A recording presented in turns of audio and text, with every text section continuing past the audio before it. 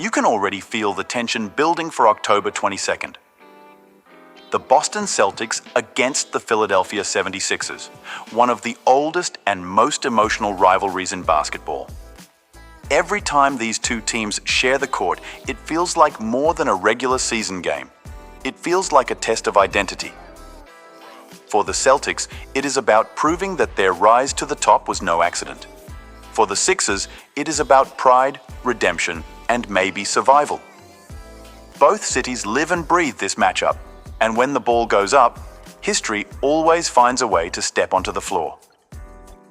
Both of these teams enter the 2025-26 season with something heavy on their shoulders, but for very different reasons.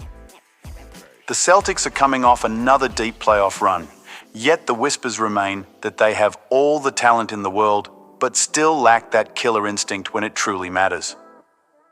Jayson Tatum and Jaylen Brown have heard every narrative possible about their ability to win together, and this year they seem determined to silence the noise once and for all. For Boston, this opening stretch is about control and dominance, about showing the league that their chemistry, depth, and defense can carry them to the finish line, not just to the conference finals. The Sixers, meanwhile, are in a much more fragile situation. Joel Embiid is still the reigning symbol of their hope, but after years of playoff heartbreaks and constant roster reshuffles, the patience of both fans and front office is wearing thin. This matchup represents more than just another chance to beat a rival. It is about credibility.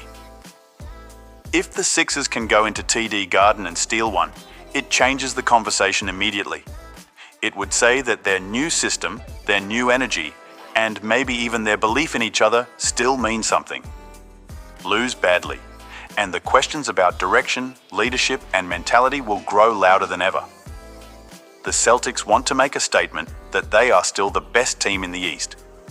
The Sixers want to prove that they still belong in that conversation. It is pride, legacy, and urgency all wrapped into one night. When you look at this matchup, everything starts with the stars, but it is the way they carry the weight of expectation that truly defines the story. For Boston, Jayson Tatum has reached that point in his career where talent is no longer the question. Everyone knows how skilled he is, how smooth his scoring looks, and how complete his game has become. What people want to see now is leadership.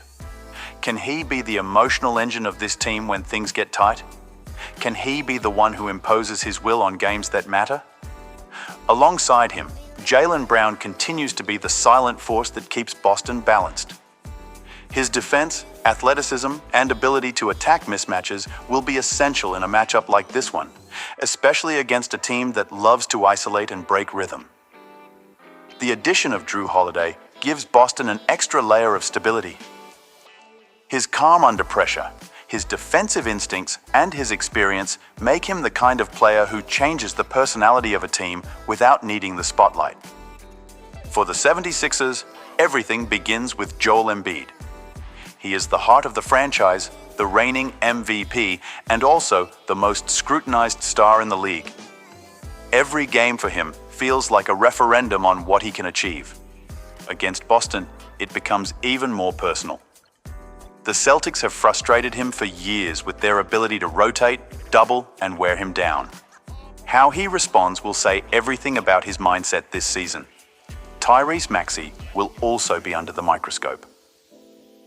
His growth last year turned him into one of the most electric young guards in the league, but now he has to lead, not just score.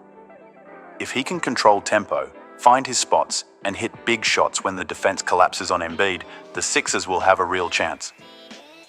And there is also the psychological side. The Celtics know they have the mental edge after eliminating Philadelphia before, but confidence can be fragile. One good performance from Embiid, one big night from Maxey, and the entire balance of this rivalry could shift. So tell me what you think. Who carries more pressure into this matchup? Is it Tatum, trying to prove that he can lead Boston to another finals run? Or is it Embiid, trying to prove that his prime is not being wasted?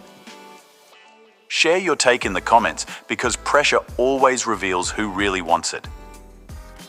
From a tactical perspective, this game feels like a chess match between two completely different philosophies. The Celtics thrive on versatility and structure. Their system is built on spacing, movement, and defensive discipline. Every switch is clean, every rotation calculated, and their depth allows them to keep pressure on both ends without losing rhythm. When they control pace, they look almost unstoppable. What makes them dangerous is their ability to adapt. They can go small and outrun you, or go big and punish mismatches inside. That flexibility is what frustrates opponents, especially a team like Philadelphia that relies heavily on one central figure. The Sixers game begins and ends with Joel Embiid. When he establishes position early and draws fouls, the entire defense bends around him. His mid-range touch and improved passing make him almost impossible to guard one-on-one, but the problem comes when the pace slows too much and the offense becomes predictable. Boston's defensive core, with Drew Holiday, Derek White, and Jaylen Brown, loves to trap and rotate aggressively. They will try to force the ball out of Embiid's hands and make someone else beat them. That means Tyrese Maxey must be decisive, attacking the gaps before the defense resets. The Sixers need constant motion and fast decisions, otherwise the Celtics will grind them down. Statistically, Boston has been one of the top teams in the league in both defensive efficiency and three-point volume. That combination is deadly because it creates a constant trade-off for opponents. Do you collapse inside to stop their drives, or do you stay home and give up open threes? For the Sixers, their best chance lies in controlling tempo and winning the rebounding battle. They must limit second chance points and force Boston into half-court possessions where the game slows down. If they can turn it into a physical fight rather than a rhythm game, the matchup becomes far more even. This battle is not just about stars, but about discipline, execution, and how quickly each side can adjust when the other starts dictating the pace. Trying to predict a winner for this one feels like walking a tightrope, because both teams have clear paths to victory, but also clear flaws that could be exposed. The Celtics have the deeper roster, the better chemistry, and a defensive structure that seems built to frustrate Philadelphia's rhythm. They know how to make Embiid uncomfortable, how to shrink the court, and how to use ball movement to stretch the Sixers' defense until it cracks. Yet what makes this game truly interesting is that both sides are playing for something beyond the standings. For Boston, it is about control. They want to remind the league that they are not just another contender, but the standard in the East. They have spent years building this version of the roster, and opening the season by beating one of their oldest rivals would reinforce that their time is now. For Philadelphia, it is about belief. Every new season begins with hope, but this one feels different.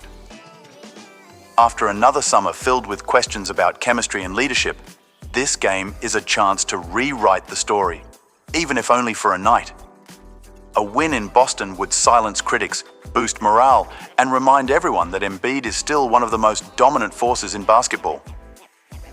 My instinct says Boston will take it, not because they are simply more talented, but because they seem mentally steadier. Their rotations are tighter, their roles are clearer, and their stars know exactly what they need to do. Still, if the Sixers come out swinging and Embiid imposes himself early, this could turn into a statement win that reignites their entire season. In the end, what makes this matchup special is not the score, but the message it sends. If Boston wins, it reinforces the idea that order has been restored in the East. If Philadelphia pulls it off, it says that chaos still has a place in this league. So I want to hear from you. Who do you believe in more right now? The discipline of the Celtics or the defiance of the Sixers? Drop your thoughts in the comments and tell me what this game means to you, because sometimes one night in October can tell us everything about what is coming next.